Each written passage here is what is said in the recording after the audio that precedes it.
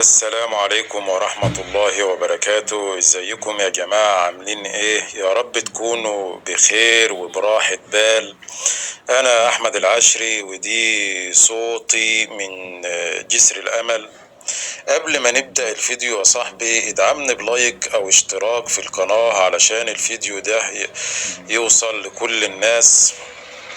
اللي انا بحكيه لكم ده خيبه قوي، لان انا قلت سنه 15 ان احنا مفروض نروح نبني دوله المواطن مش دولة المقيم. طول ما انت محتاج واحد يكلم لك حد، يطلع نايب، يطلع الحاج رأفت، يطلع الحاج وائل، سيادة المستشار اسعد، معناها انك محتاج وسيط للوصول لحقك.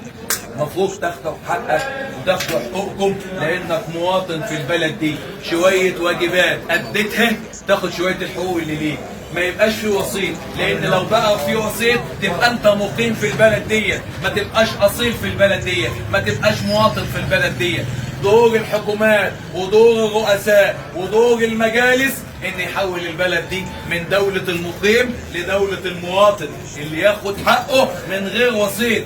الى ان يحدث هذا اصبح التزام ما يستحقش التصفير. تعمله خجلا، تعمله التزاما، وقد لا تستطيع انك تؤديه كاملا، لانك انت برضه واحد. صحيح انا ما بشتغلش لوحدي، انا معايا فريق عمل جرار، يعني مجموعه شطه اللي بيشتغلوا معايا، بس هم لهم محدوديه. فموضوعهم هو موضوع البحيرات والمزارع السمكيه. مجموعه ثانيه بتشتغل معاك لقطاع الصحه، هي اللي بتجيب لك الحاجه وتجيب لك قرارات وانت ترفعها للمجالس الطبيه او للتامين الصحي، تجيب القرار راح المستشفى، الحبايه موجوده، العمليه موجوده، خد دور متاخر، الحاله متاخره، الحق الحدد له العمليه. عايزين 6 اكياس ده، كيس الدم بكام؟ وهنجيب 12 راجل عشان ال6 اكياس، كل كيس ب2 رجاله، برضه حقهم في بنك الدم، لان الدم ده ما بتصنعش، ده الدم ده بيجي من الوريد عشان يتحط في الكيس، ولازم يتحل تحلات عشان ما يضرش المريض اللي هيتنقل له، ولابد ان يكون يفاصيل ده. كل دي تكلفه في النهايه عشان الراجل ياخد الخدمه بتاعته، وفي النهايه يطلع بعد كده ينام على سرير في المستشفى، يلاقي ممرضه موجوعه وتعبانه وبتشتكي. وارجوكم رجاله البلد، مش كل يوم في المستشفى. ندخل المستشفى نلاقي دكتور متهان وممرضه مضروبه، ما يصحش. دي اختك سايبه بيتها وجوزها وعيالها وموجوده هنا عشان تخدم اهالينا، نطقطق عليها. دي بتاخد كام ملطوش وملهاش وجبه في المستشفى وما بتاكلش. وابنك الدكتور ده هو ممكن برضه بياخد له 3-4 آلاف جنيه وبيتعلم ومستني الاستشاري، وخد بالك خايف منك لان لسه علمه محدود ومستني يعرض على الاخصائي، والاخصائي في العياده، والعياده والاستشاري والورديه.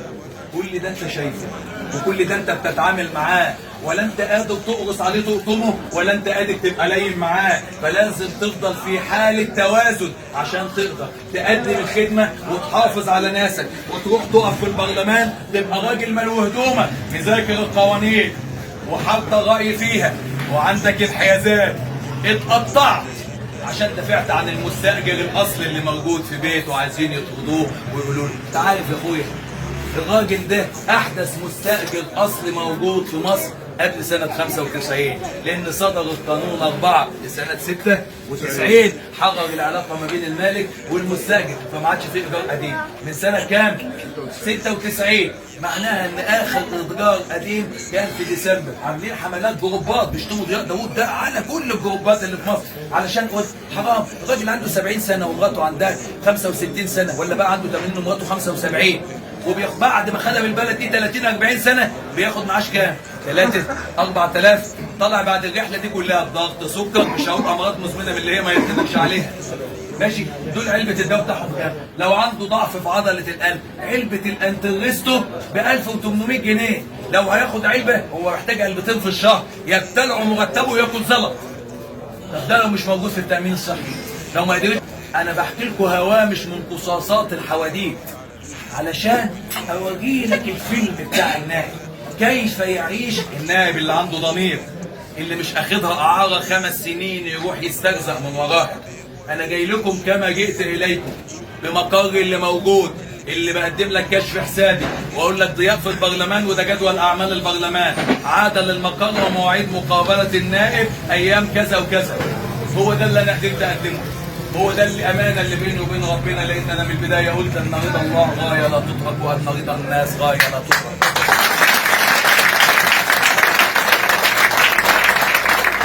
بسافرش على قهوه، ولا بسهر على قهوه، ولا بلعب كوتشينه، ولا بلعب دومنه، ولا باجي اسهر مع حد.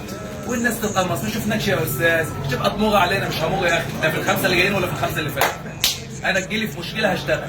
انا بشتغل في مقاجي، في كتيبه عملي، عشان المكنه عندي تطلع قماش لمصلحه الناس. ممكن ابقى لطيف ومسامر واقعد اسهر واقضيها لعب وضحك وحب والسلام عليكم ورحمه الله، ونقف قدامكم دلوقتي خلينا الرفاض.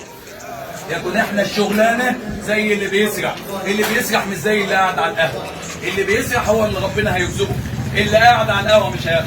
انا سروحي هو سروح المقر، سروحي هو سروح البرلمان، سروحي مش على القهوه. هو ده يا رجاله اللي جاي لكم عشان يقول لكم اذا كان الكلام ده يوزن معاكم. تقول لي يا جدع لا حقك، انا قلت كلام ممسوك كله مكمل بعضه. المواطن السيد في الوطن السيد، فالمواطن السيد في الوطن السيد يعمل اللي هو عايزه. في الاخر انت اللي مدعو يوم 24 و25 عشان تقول رايك. انت حر، عندك ورقتين، ورقه للقايمه وورقه للفرد.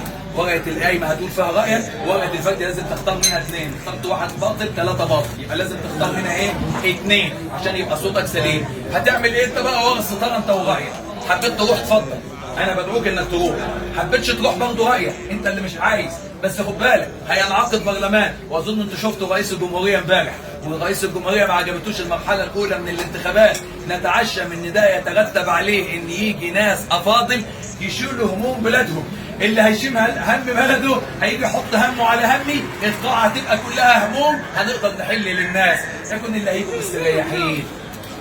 ايه الدنيا مريحه. الناس ما تكونش بعينها والناس اللي الناس بتتكلم على السوشيال ميديا وتسمع كلام كتير. بنجاحها بلدنا بتتبني فعلا، بس البناء مش سهل.